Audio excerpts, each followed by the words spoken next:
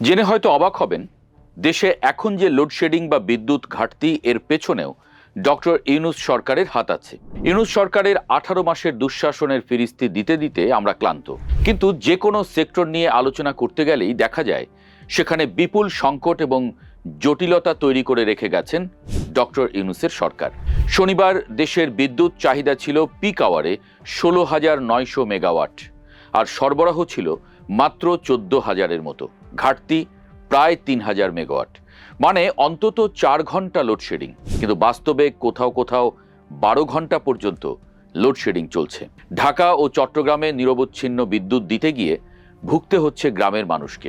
লোডশেডিংয়ের বড় একটি কারণ হলো আদানি বিদ্যুৎ কেন্দ্রের একটি ইউনিট বন্ধ হয়ে যাওয়া। দেশে যখন জ্বালানি সংকট, বিদ্যুৎ উৎপাদনে ঘাটতি, ঠিক তখনই আদানির বিদ্যুৎ কেন্দ্র বন্ধ হয়ে গেল কেন? আদানি জানিয়েছে তাদের একটি ইউনিটের বেয়ারিংয়ে গন্ডগোল দেখা দেয় এই সংকট। আপনি ভাবতে পারেন, সেই ঝাড়খণ্ডে বিদ্যুৎ কেন্দ্রে বেয়ারিং নষ্ট হয়ে যাওয়ার সাথে ডক্টর ইউনূসের কি সম্পর্ক? উত্তরটা আদানিই দিয়েছে।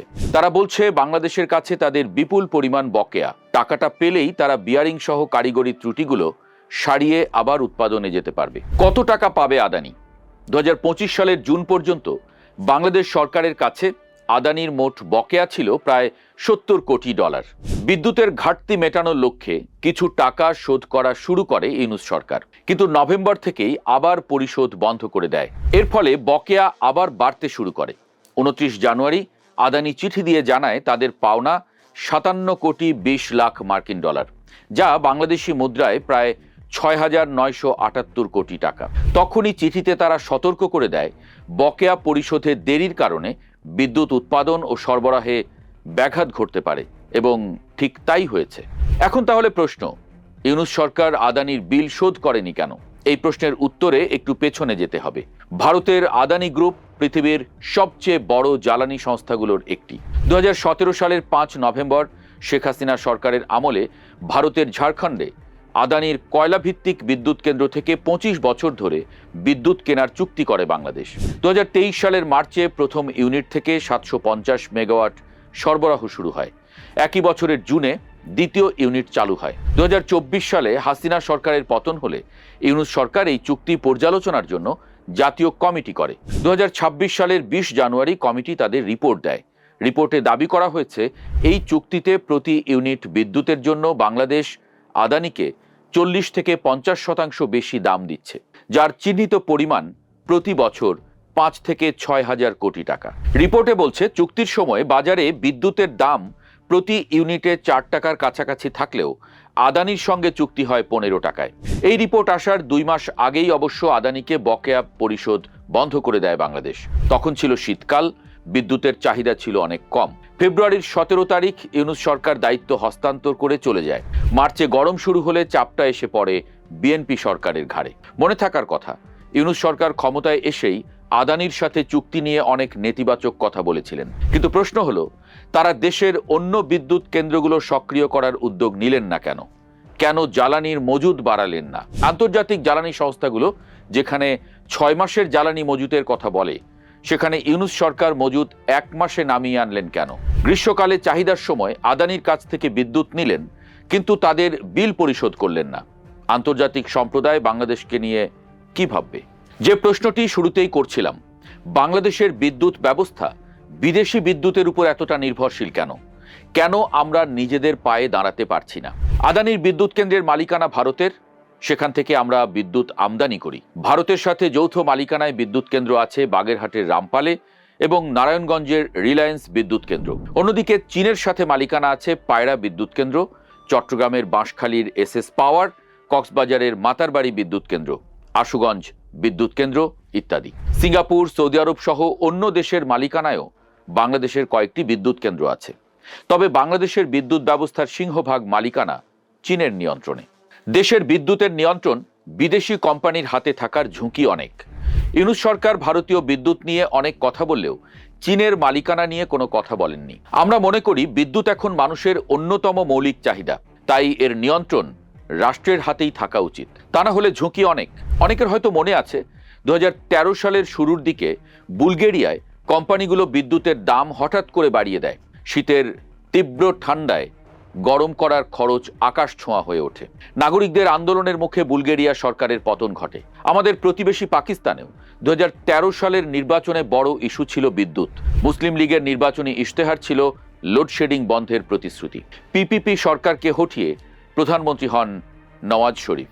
শুধু বিদ্যুৎ কেন্দ্র নয়, জ্বালানির জন্যও আমরা বিদেশের উপরে নির্ভরশীল।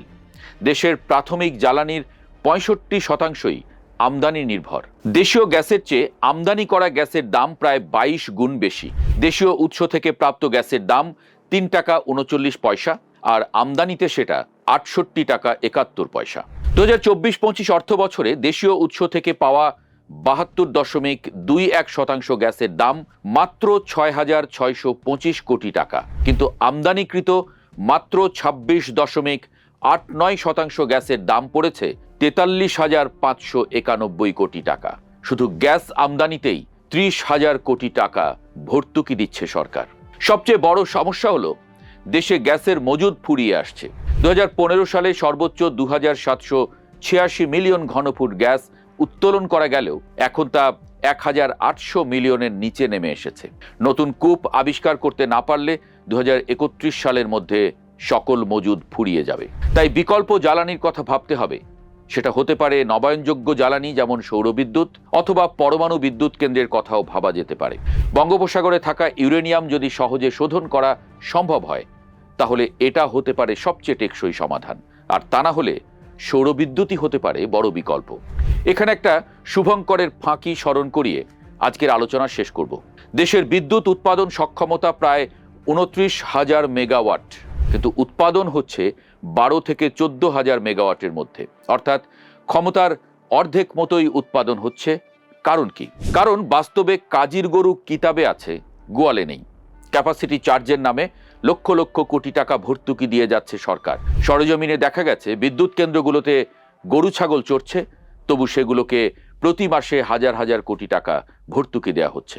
সর্বশেষ 2021 সালে নো ইলেকট্রিসিটি নো চার্জ নিয়ম করা হয়।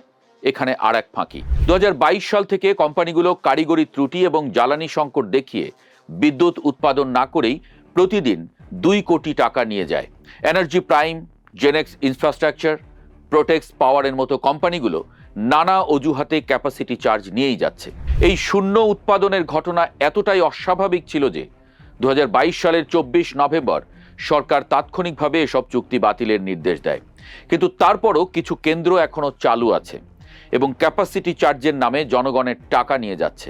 এশিয়ান ডেভেলপমেন্ট ব্যাংকের তথ্য অনুযায়ী 2024-25 অর্থ বছরে বাংলাদেশ বিদ্যুৎ খাতে মোট ভর্তুকি দিয়েছে 59,600 কোটি টাকা। অথচ বিপিডিবির নিজস্ব রাজস্ব আয় মাত্র 50,565 কোটি টাকা, অর্থাৎ সারা দেশে বিদ্যুৎ বিক্রি করে যা আয় করে তার চেয়ে 9,000 কোটি টাকা বেশি ভর্তুকি দিতে হয়। ক্যাপাসিটি চার্জের নামে যে পরিমাণ টাকা অপচয় হয়েছে, এই টাকা দিয়েই পুরো বাংলাদেশের জন্য নবায়নযোগ্য জ্বালানির অবকাঠামো নির্মাণ করা সম্ভব ছিল। প্রধানমন্ত্রী তারেক রহমানের সরকার যদি তত্ত্বাবধায়ক সরকার এবং আওয়ামী লীগ সরকারের করা এই চুক্তিগুলো রিভিউ করে, তাহলে জনগণের টাকার অপচয় যেমন বন্ধ করা যাবে, তেমনি বাংলাদেশ বিদ্যুতে স্বয়ংসম্পূর্ণ হতে পারবে, সেই পথও খুঁজে পাবে।